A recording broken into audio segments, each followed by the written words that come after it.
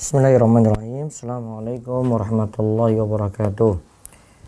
Alhamdulillah, wassalatu wassalamu ala rasulillah wa ala alihi wa sahbihi wasallam. Puji syukur kita panjatkan pada Allah. Salawat dan salam semoga tercurah pada Nabi besar Nabi Agung kita Muhammad sallallahu alaihi wasallam. Pemirsa sekalian yang semoga senantiasa dirahmati dan diberkahi oleh Allah, pada kesempatan pagi ini kita dianugerahi kesehatan, keluangan waktu.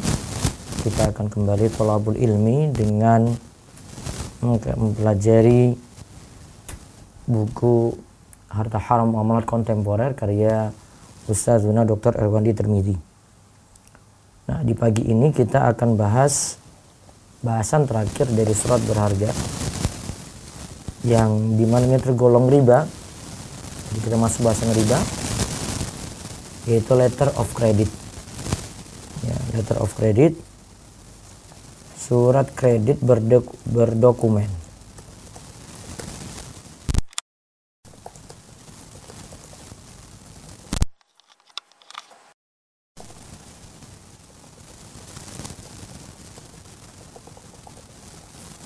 Baik, kita akan lihat satu persatu. Bahasan ini dilanjutkan nanti dengan buy on margin.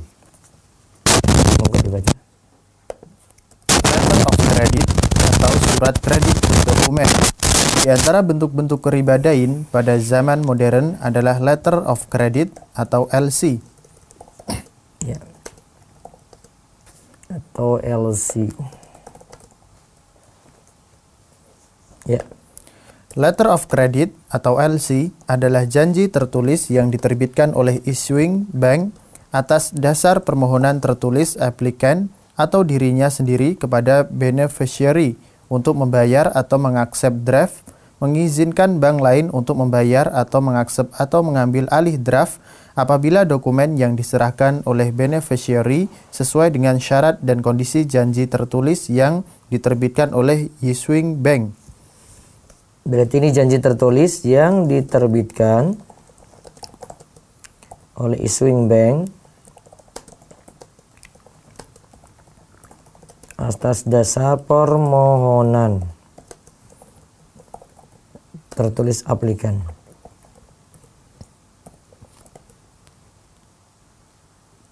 Ya, untuk membayar atau mengaksep draft, mengizinkan bank lain untuk membayar atau mengaksep atau mengambil alih draft apabila dokumen yang diserahkan oleh beneficiary sesuai dengan syarat dan kondisi janji tertulis yang diterbitkan oleh issuing bank. Terus LC diterbitkan oleh bank atas permintaan nasabah untuk berbagai keperluan. Nah, ini LC itu diterbitkan oleh bank atas permintaan nasabah untuk berbagai keperluan. Di antaranya, ya. 1. Sebagai persyaratan untuk dapat mengikuti tender sebuah proyek atau untuk mengikuti lelang, sebagai jaminan bagi pihak penyelenggara jika seorang peserta memenangkan tender atau lelang.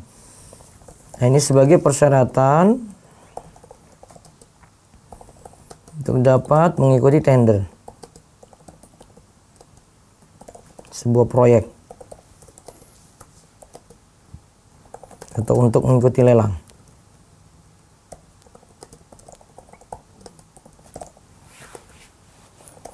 Sebagai jaminan bagi pihak penyelenggara jika seseorang peserta memenangkan tender atau lelang.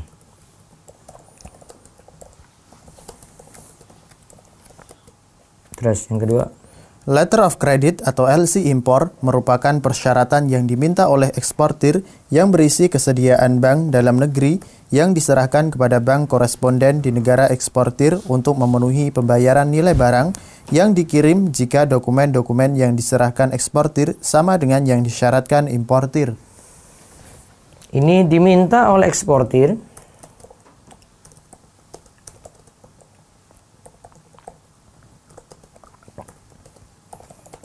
yang berisi kesediaan bank dalam negeri yang diserahkan kepada bank koresponden di negara eksportir untuk memenuhi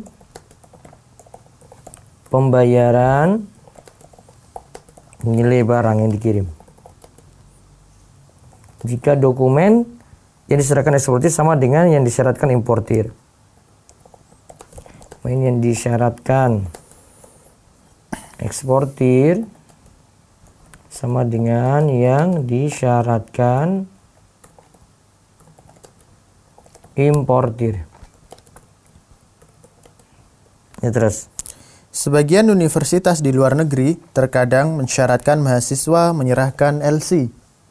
Berarti disyaratkan oleh universitas luar negeri pada mahasiswa.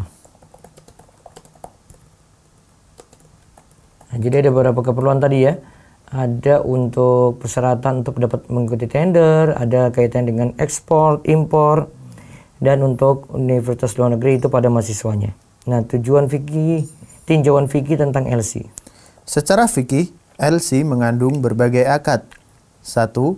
Akad kafalah, yaitu bank penerbit LC memberikan jaminan kesediaan bayar kepada termaslahat jika mengajukan dokumen-dokumen yang disyaratkan oleh nasabah. Terkadang bank meminta agunan kepada pihak pemohon dan terkadang tidak memintanya jika pemohon telah dikenal baik oleh bank dan bank menarik komisi dari pemohon atas jaminan yang diberikan. Ya. Akad kafalah yaitu bank penerbit LC memberikan jaminan kesediaan bayar kepada termaslahat jika mengajukan dokumen yang disyaratkan oleh nasabah. Jadi bank itu sebagai memberikan jaminan ya.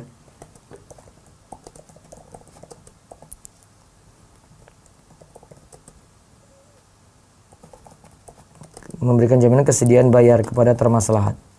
Terus. Akad qard yaitu bank penerbit LC memberikan kredit kepada pemohon jika beneficiary menyerahkan dokumen sesuai dengan persyaratan. Bank menarik bunga dari pemohon LC yang besarnya disesuaikan dengan nilai kredit dan tempo pelunasan pemohon. Bank penerbit LC memberikan kredit kepada pemohon.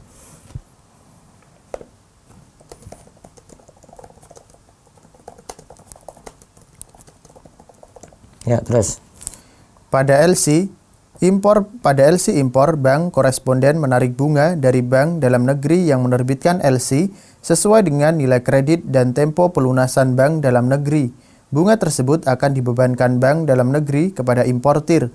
Maka pada LC impor pemohon membayar bunga 2 kali, bunga untuk bank koresponden dan bunga untuk bank dalam negeri. Ya, terus sekarang akad ijarah. Akad ijarah yaitu bank penerbit menarik biaya administrasi dari pemohon atas jasa penerbitan LC. Jadi bank penerbit LC menarik biaya administrasi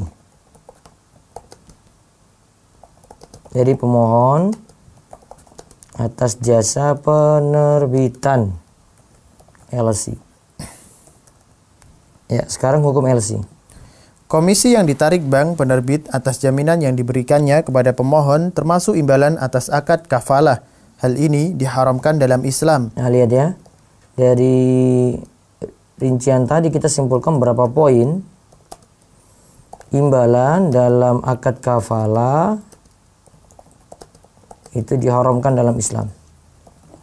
Dan ini sudah kami singgung kemarin di pembahasan. Kemarin sudah disinggung, terus kami sudah nyebut ini di pembahasan kartu kredit. Ya. Karena pada saat penjamin yaitu issuing bank membayar kepada pihak termaslahat, maka bank berubah menjadi mukrid atau pemberi pinjaman kepada pemohon. Dengan demikian komisi ini sama dengan bunga pada akad pinjaman dan pinjaman berbunga diharamkan oleh seluruh ulama. Nah, itu ketika penjamin membayar kepada pihak termaslahat, maka bank berubah menjadi mukrid.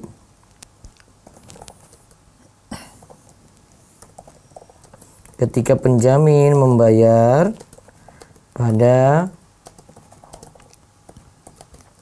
pihak termaslahat, maka bank berubah fungsi menjadi muqrid,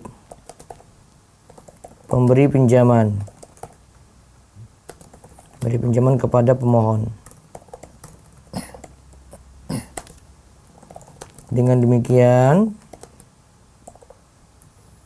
komisi ini sama dengan bunga pada akad pinjaman. Terus. Oleh karena itu, Majma' Al-Fiqih Al-Islami, Divisi Fikih OKI menegaskan keharamannya dengan keputusan nomor 12 dalam kurung 12 garis miring 2 1985 yang berbunyi tidak dibolehkan menarik imbalan atas jaminan yang diberikan kepada pemohon LC yang besar imbalan biasanya disesuaikan dengan besarnya jumlah jaminan dan tempo waktu sekalipun pihak pemohon memberikan agunan kepada bank. Ya, terus. Juga diharamkan oleh AAOIFI dalam pasal 5 tentang jaminan ayat 7 garis miring 1 garis miring 1 yang berbunyi mengambil fee dari penerbitan LC sebagai imbalan dari jaminan yang besar imbalan biasanya disesuaikan dengan besarnya jumlah jaminan dan tempo waktunya. Hukum LC tidak dibolehkan karena hakikat akad jaminan adalah kesiapan memberikan pinjaman yang disepakati oleh para ulama bahwa haram hukum mengambil imbalan atas akad jaminan. Ya, terus. Begitu juga dengan bunga yang ditarik bank penerbit atas imbalan kredit yang dibayarkan oleh bank kepada beneficiary atau termaslahat jelas merupakan pinjaman berbunga yang disepakati keharamannya oleh seluruh para ulama. Ya. Adapun biaya administrasi yang ditarik oleh bank penerbit atas jasa penerbitan hukumnya halal dengan syarat bank tidak menarik laba sedikit pun dari proses tersebut. Nah, adapun biaya administrasi yang ditarik oleh bank penerbit LC tadi ya, atas jasa penerbitan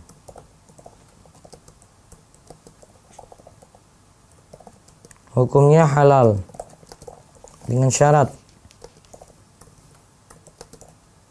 bank tidak menarik laba sedikit pun dari proses tersebut. Ya, terus. Hal ini merupakan keputusan Majma' Al-Fiqih Al-Islami Divisi Fikih OKI nomor 12 dalam kurung 12 garis miring 2 tahun 1985 yang berbunyi menurut syariat dibolehkan menarik biaya atas penerbitan LC. Ya, juga dibolehkan oleh AAOIFI dalam pasal 5 tentang jaminan ayat 7 garis miring 1 garis miring 2 yang berbunyi pembebanan biaya administrasi dan imbalan jasa penerbitan LC terhadap pemohon dibolehkan syariat dengan syarat tidak melebihi biaya normal. Dengan demikian, LC yang diterbitkan oleh bank konvensional hukumnya termasuk riba dain. Ya, terus solusi LC impor syariah. Karena komisi yang ditarik bank penerbit LC atas jasa jaminan dan kredit diharamkan dan biaya penerbitan tidak boleh melebihi biaya pokok operasional, dapat dipastikan bank tidak mendapatkan laba dari transaksi penerbitan LC. Ya. Oleh karena itu, ada dua alternatif yang diajukan oleh para ulama dan pakar ekonomi Islam sebagai pengganti penerbitan LC. Ya. 1. Dalam bentuk murabahah lil amir bisyira, sebagaimana difatwakan DSN nomor 34 garis miring DSN MUI garis miring 9 garis miring 2002 dan AAOIFI. Ada murabahah lil amir bisyira, yaitu perintah untuk membeli, dan situ sudah diketahui tentang keuntungannya, yaitu bank.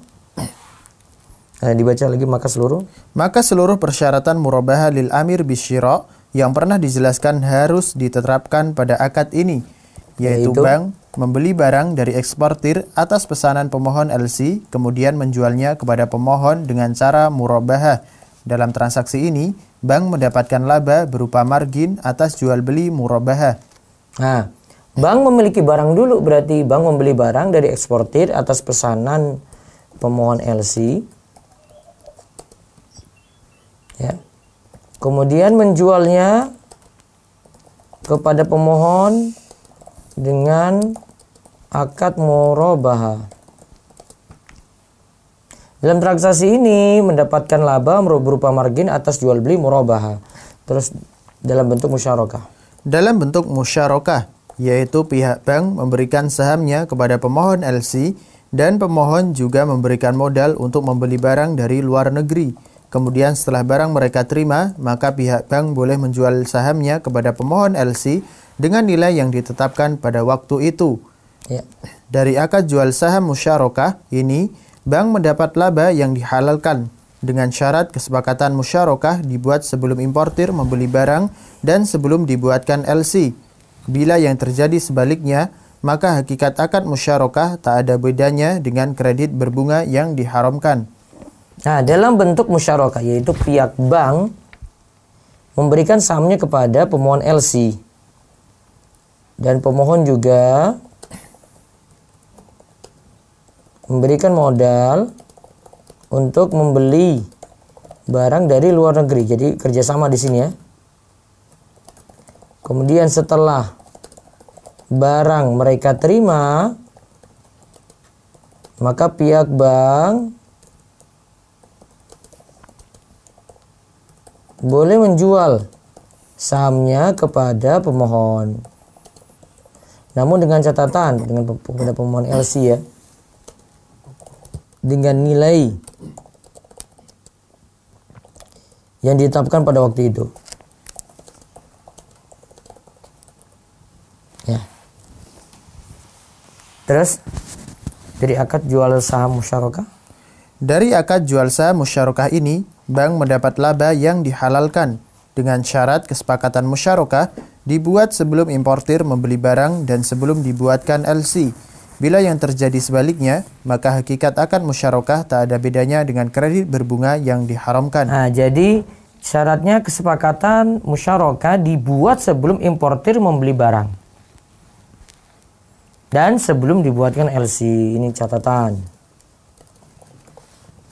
Syaratnya itu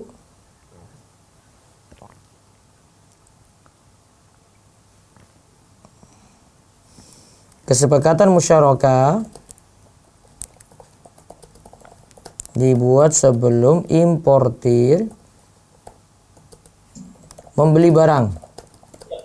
Berapa hari? Coba.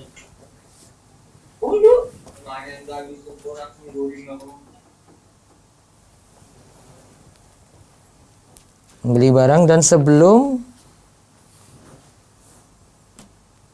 dibuatkan LC. Ya. Terus sudah, ini untuk pembahasan letter of credit. Lalu beli kala menguntungkan.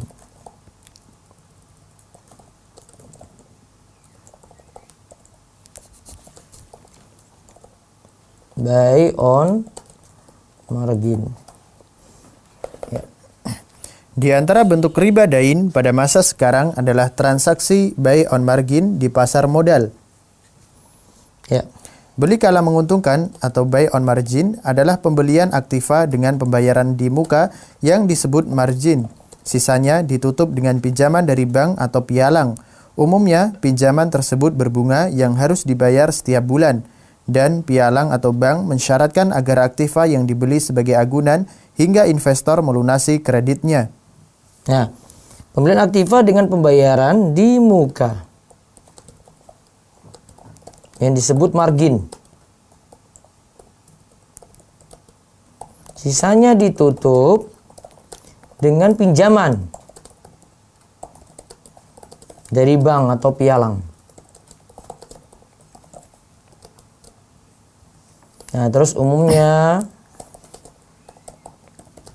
pinjaman tersebut berbunga yang harus dibayar setiap bulan.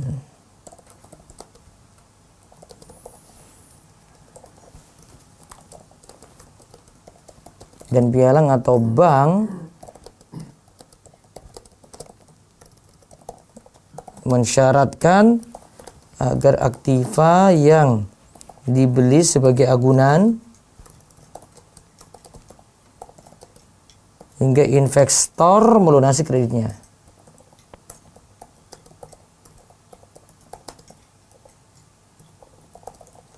Jadi ini pembelian aktiva dengan pembayaran di muka yang disebut margin. Biasanya ditutup dengan pinjaman dari bank atau pialang. Umumnya pinjaman ini berbunga yang harus dibayar setiap bulan. Ya, terus kita lihat ini penjelasan contohnya di sini. Misalnya, investor A memperkirakan harga saham perusahaan AB akan naik setelah beberapa bulan. A hanya mempunyai uang tunai 100 juta rupiah. Harga saham perusahaan AB pada saat itu 100.000 per saham. A membuka akun margin pada sebuah pialang dan menyetor uang tunai 100 juta rupiah dan hanya mendapat 1.000 lembar saham perusahaan AB jika ia membeli dengan uang tunai. Tetapi dengan transaksi buy on margin, uang tunai 100 juta hanya sebagai margin dan pialang memberikan kredit berbunga 100 juta lagi sehingga A mendapat 2.000 lembar saham. Pialang mensyaratkan agar saham dibeli atas nama pialang bukan investor. Dengan demikian, pialang dapat mengajukan kredit ke salah satu bank dengan agunan saham perusahaan AB yang dibeli oleh A dan bunga yang harus dibayar pialang ke bank di bawah bunga yang harus dibayar A ke pialang. Pialang mendapatkan keuntungan dari selisih bunga. Umumnya, investor lebih menyukai kredit dari pialang daripada bank karena persyaratannya relatif lebih ringan dan lebih cepat. Ya. Bila ternyata harga saham perusahaan AB naik menjadi 150.000 per lembar, maka A memberikan perintah kepada pialang untuk menjual sahamnya. A mendapat keuntungan 100 juta rupiah dipotong bunga yang harus dibayar. Terus. Jika yang terjadi sebaliknya, harga saham jatuh menjadi 50.000 per lembar, dapat dipastikan modal investor A menjadi nol dan ia harus membayar bunga. Nah, sudah dilihat di sini ada istilah bunga dan juga situ untung-untungan ketika naik turunnya. Sekarang hukum buy on margin. Dari tinjauan fikih, dalam transaksi buy on margin terdapat transaksi pinjaman berbunga. Dapat dipastikan modal investor A dan setiap pinjaman berbunga hukumnya adalah riba yang diharamkan. Nah, di sini hukumnya ada pinjaman berbunga.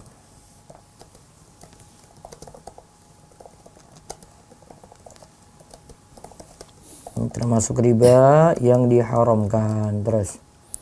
Keharaman hukum buy on margin ini ditegaskan oleh AAOIFI yang menyatakan tidak boleh membeli saham dengan pinjaman berbunga yang diberikan oleh pialang atau lembaga lain. Buy on margin juga tidak boleh menjadikan saham yang dibeli sebagai agunan. Terus haramnya transaksi ini? Haramnya transaksi ini karena selain terdapat unsur pinjaman berbunga, juga terdapat gabungan antara akad pinjaman dan jual beli, yaitu pialang selain memberikan kredit berbunga, juga menjualkan saham milik investor dan mendapat komisi dari proses penjualan.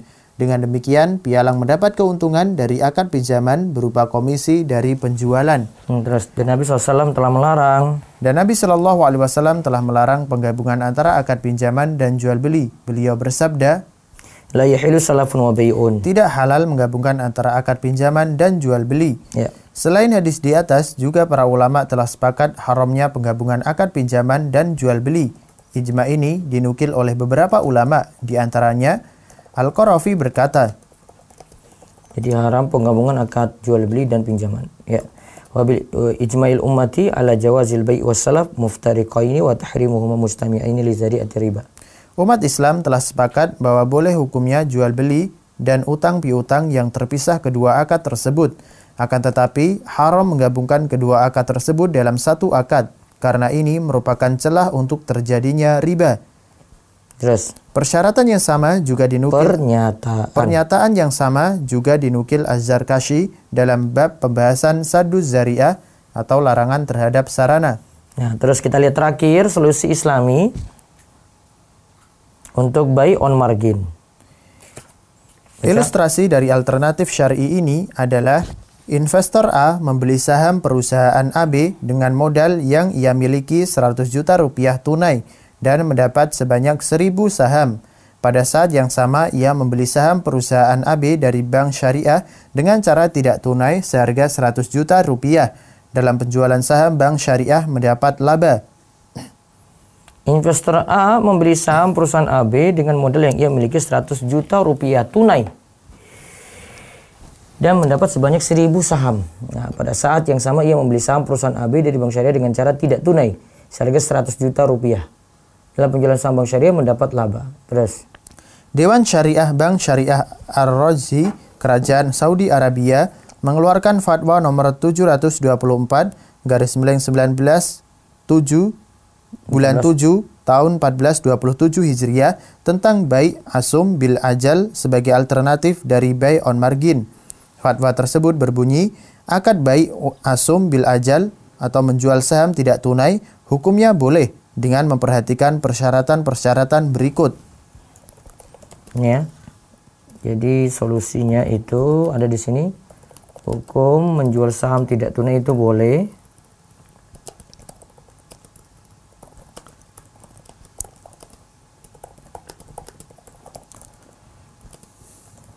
Saham mesti terlebih dahulu dimiliki oleh bank syariah sebelum dijual kepada nasabah. Kemudian kedua, saham terus yang dijual bukan saham milik perusahaan yang diharamkan.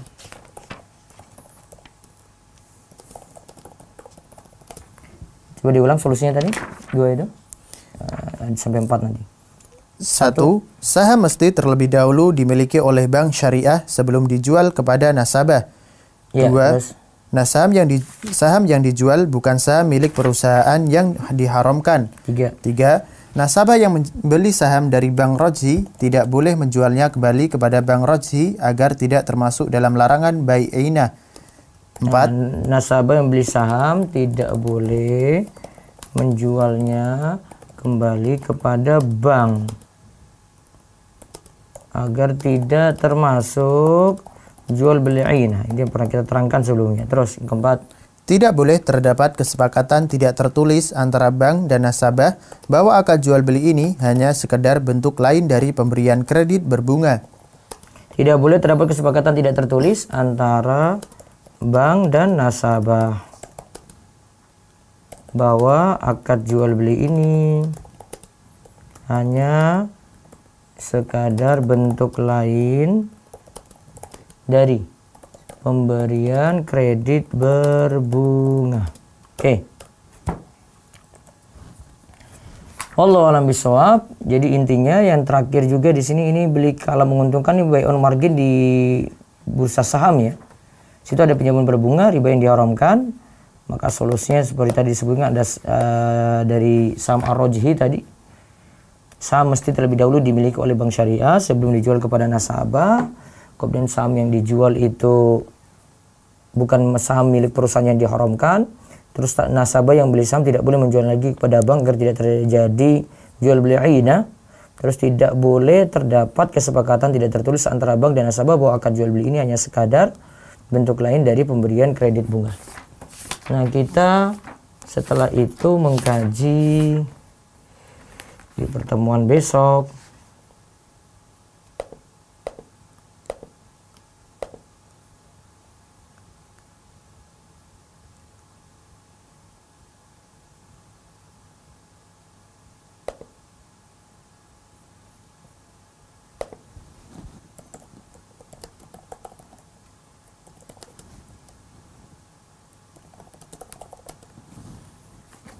kita masuk di halaman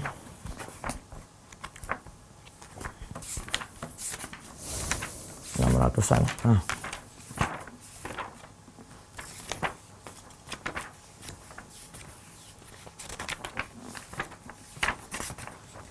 Tolong menolong dalam dosa dan maksiat. Ya, tolong menolong dalam dosa dan maksiat. Ini sudah menjelang akhir-akhir.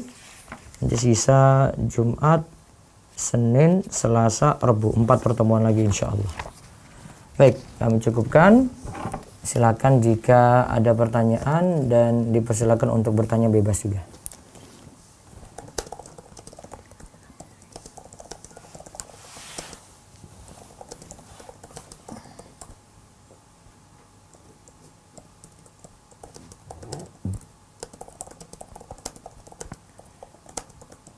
Monggo silakan. Baik Ustadz, Anda persilakan untuk peserta yang raise hand. Tafadholi kepada Ibu Jihan Pandora. Ya, Assalamualaikum Ustadz. Waalaikumsalam warahmatullahi wabarakatuh. Ustadz, saya ingin bertanya, kalau misalnya ada seseorang yang ingin usaha minuman, terus didaftarin di Grab dan GoFood, terus memberi promo, itu apakah riba Ustaz atau ada akad pinjam atau bagaimana? Bayarnya biasa pakai saldo Grab atau ada saldo nggak yang dimanfaatin? Iya ada. Dapat promo? Enggak, kita yang mendaftarkan makanan kita terus ngasih promo ya Ustaz. Itu hukumnya apa? Ibu penjual? Iya. Boleh? Oh boleh. Iya. Jadi nggak ada hubungan dengan riba dan lain-lain Ustaz. Itu urusan pembeli. Oh gitu, oke. Terima kasih Ustaz. Ji. Jazakumullah khairan. Wa'iyyakum. Baik, berikutnya lagi, silakan. Selanjutnya kepada Bapak Arif Setia, tafadhol Pak. Assalamualaikum warahmatullahi wabarakatuh, Ustaz. Waalaikumsalam warahmatullahi wabarakatuh. Afwan, Ana mau tanya tentang hukum hadiah yang diberikan wali murid untuk guru. Wali Itu murid gimana ya, untuk guru. Gurunya PNS atau swasta? Sementara sekarang swasta. Gitu. Harus minta izin pada atasannya berarti. Ini diizinkan atau tidak? Kalau diizinkan aman. Oh, kalau diizinkan aman. Kalau Iya. seandainya misalnya itu PNS berarti gimana, Tat, misalnya? Tat? Tidak boleh. Oh, tidak boleh. Tidak boleh. Kalau misalnya barang itu sudah diterima, misalnya sudah diterima, itu Dikeluarkan. sebenarnya dia- Dikeluarkan. Oh, dikeluarkannya ke Cari kemana? fakir miskin. Misalnya Bapak ada yang terima duit 1 juta. Cari fakir miskin, kasih 1 juta tadi. Kalau barang, Tat, misalnya Kalau barang, kasih orang yang membutuhkan. Oh, dikasih orang yang membutuhkan. Iya. Oh ya, baik, Tat. Untuk hukum yang berjualan di masjid itu batasan masjidnya itu gimana ya, Tat? Masjid yang kalau ada pagar, baiknya tidak di dalam pagar. Kalau tidak ada pagar, berarti teras masjid masih masuk masjid. Kalau masalah itu masjid wakaf sama yayasan itu gimana, Tat? Ya berarti masuk yang teras masjid saja, Pak. Oh, teras masjid aja, termasuk wakaf, walaupun itu masjid wakaf ataupun yayasan ya? Iya. Oh gitu. Satu lagi, Tat, untuk masalah penggajian, misalnya kita punya usaha, kemudian kita punya karyawan itu kita gaji 1 bulan misalnya pokoknya sekian, tapi nanti ada tambahan ketika kita mendapat keuntungan, tapi tambahan itu tidak dikatakan berapa persen, itu termasuk gharar enggak, Tat? Kalau punya Kalau misalnya kan kita gaji karyawan 1 bulan pokoknya 1 juta misalnya, kemudian nanti kalau ada peningkatan penjualan kan ada keuntungan, nanti saya kasih tambahan, tapi tambahan itu tidak disebutkan berapa persennya gitu kan, tapi karena kerelaan si penjual aja, maksudnya pemilik usahanya itu, Tat, gimana, Tat? ada gaji tetapnya?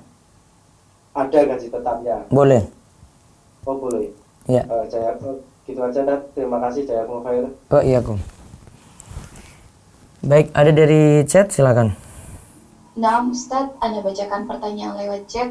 Bismillah. Bagaimana seorang pelatih bola yang melatih untuk pertandingan? Pertandingan bisa saja hukumnya judi. Bagaimana amannya menjadi seorang pelatih sepak bola biar hasilnya halal, Ustadz? Agak sulit ya. Dunia sepak bola dibuat bebas judi itu. Rata-rata seperti itu. Wallahu a'lam. Mudah-mudahan ada pekerjaan yang lebih halal dari itu. Ya, terus kalau cuma sekadar melatih saja boleh. Tapi yang penting tidak ikut turnamen judi.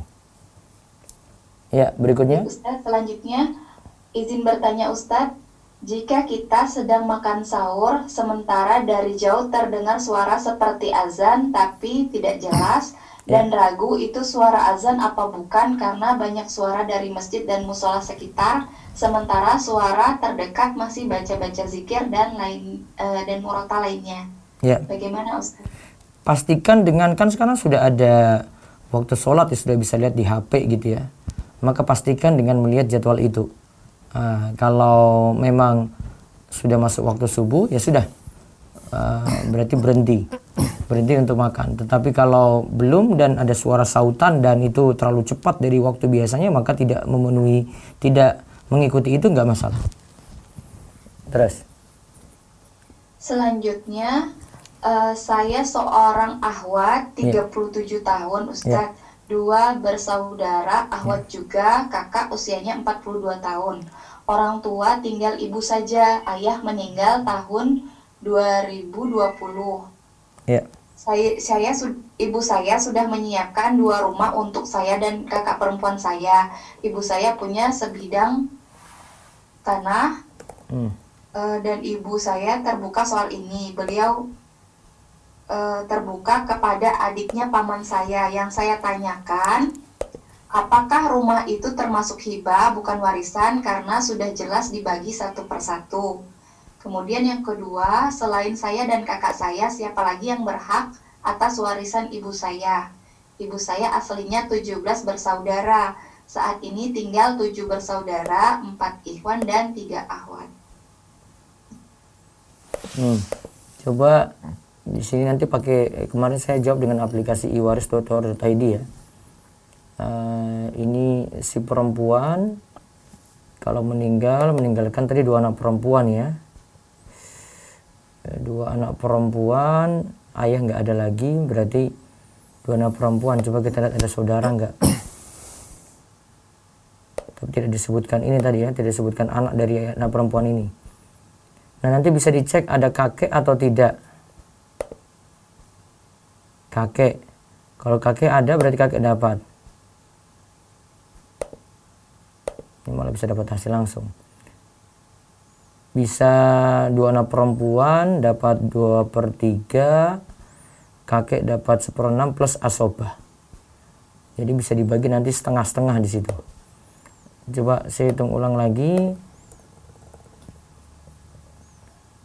Ini kalau tadi 2 anak perempuan, bukan kakek yang ada, masih saudaranya tadi tidak disebutkan saudaranya tadi disebutkan 4 ikhwan dan 3 akhwat Ustaz. 4 ikhwan 3 akhwat, itu saudara dari ibu ya. Oke.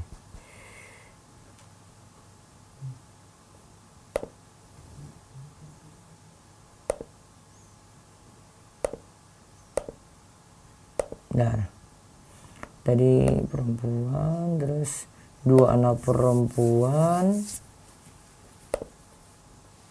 terus kakek nggak disebut ya.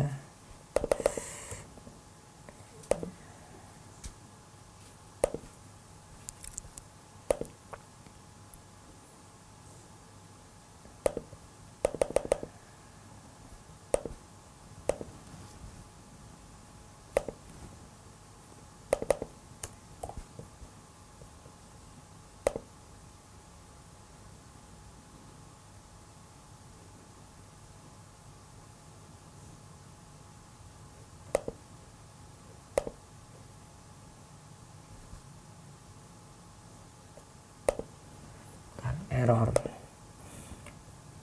Misalnya harta peninggalan 10 juta. Nah, perempuan 2, ayah nggak ada, ibu nggak ada lagi di atasnya, suami nggak ada ya, terus cucu nggak disebut, kakek nggak ada di situ. Nah sekarang saudara, nah, laki-laki kandung tadi berapa saudara? Saudaranya 4 ikhwan 3 akhwat Ustaz. Itu dari ibu ya, 4 ikhwan 3 akhwat. Oke.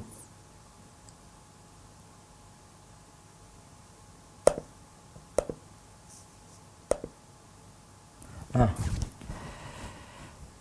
si 2 anak perempuan dapat 2/3, sisanya untuk saudara tadi dibagi. Tadi kalau saudara laki-laki 4, berarti per saudara perempuan 3. 4 kali 2 8, 8 tambah 3 11. Laki-laki dapat 2/11, perempuan dapat 1/11. Itu. Kemudian untuk rumah yang sudah disiapkan oleh ibu beliau tadi bertanya apakah termasuk hibah atau warisan Ustaz? Rumah yang sudah dapat, ini kalau sudah meninggal baru dihitung dikatakan waris, tapi kalau belum berarti jadi hibah di situ. Wallahu a'lam. Berarti kalau itu sudah dihibahkan, nanti kalau waris nanti sisa harta yang lain yang belum dibagi. Itu ya. Ada lagi? Pertanyaan selanjutnya, Ustadz, bagaimana hukumnya kalau saya diminta untuk tanda tangan fiktif untuk laporan kegiatan? Misalkan tanda tangan kehadiran, hukumnya bagi saya dan yang meminta tanda tangan bagaimana Ustadz? Terima kasih. Sebelumnya saya ucapkan semoga Ustadz selalu dalam keadaan sehat. Bohong berarti di situ. Dan salah satu tanda munafik ya kebohongan tadi. Dan kita dilarang untuk melakukan gish, mengelabui orang. Man ghasyana falaysa minna, kata Nabi SAW. Maka tanda tangan fiktif nggak boleh. Ya, walaupun punya maksud baik di situ, asalnya tidak boleh. Terus. Ada lagi lewat chat? Ada yang raise hand, Ustaz? Oh iya, silakan. Tafadhol kepada Bapak Andi Hidayat. Bismillah, Assalamualaikum. Waalaikumsalam warahmatullahi wabarakatuh. Ya, silakan, Pak. Waalaikumsalam warahmatullahi wabarakatuh. Ya. Kalau ada kasus jual beli seperti ini, apakah diperbolehkan atau tidak tadi? Penjualan barang-barang cetak. Misalnya ada satu perusahaan meminta saya untuk membuatkan brosur atau spanduk. Ya. Sementara saya tidak punya mesin cetak dan tidak punya mesin untuk membuat spanduk. Kemudian saya membuat penawaran kepada perusahaan ini atas biaya yang saya dapatkan jika saya outsource pembuatan pencetakan brosur atau spanduk ini ke perusahaan tersebut. Apakah diperbolehkan, Ustaz? Yang bukan sesuatu yang bisa di stok, jadi dia berubah-ubah terus bentuknya, Tad. Jadi brosur A, brosur B, brosur C, sehingga saya tidak bisa melakukan stocking untuk barang-barang tersebut, selalu customize gitu. Boleh. Sementara boleh tadi. Masih istisna nanti. Istisna tadi. Iya.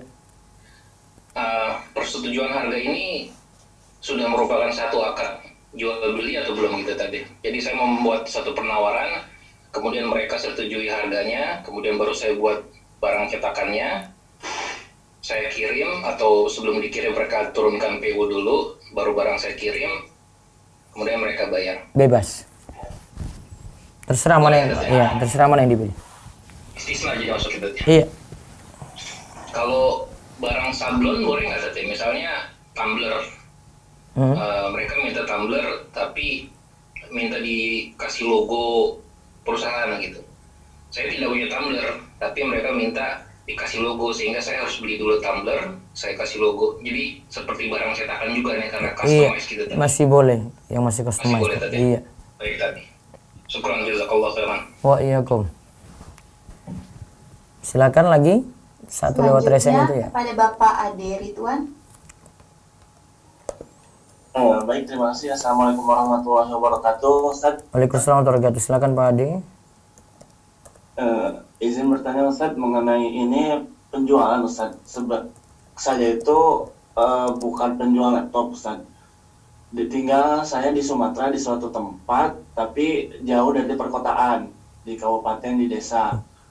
Nah, ada orang tetangga yang istilahnya ingin belikan anaknya laptop, cuman beliau itu belum tahu istilahnya laptop tuh pokoknya ada aja, karena buat anak saya mah tahunya bayar aja, kata beliau tuh kan. Nah, meminta kepada saya yang mengerti tentang laptop, tapi saya nggak jual laptop ya Ustaz, nggak jualan tentang laptop ataupun elektronik komputer dan sebagainya. Minta kepada saya untuk mencarikan laptop yang istilahnya murah dan bisa dipakai untuk anak sekolahan. Nah, saya kepikir kalau misalkan saya mengambil untung dari penjualan tadi itu boleh nggak Ustaz? Padahal kan saya tidak menjual secara umum, tidak menjual benar-benar membuka toko komputer gitu, tapi saya hanya diminta carikan, kemudian saya mengambil untung dari pembelian atau penjualan laptop tersebut, itu boleh nggak Ustaz? Kalau tidak ambil untung aman di sini, jadi cuma menolong saja. Namun kalau mengambil untung ada aturan. Jadi untung ada aturan, yaitu uang kan nggak di muka. Iya, betul. Iya, berarti aslinya tidak punya barang. Maka kalau ada yang titip beli kayak begini, disampaikan dulu, jangan dulu bayar. Iya betul. Jangan dulu bayar.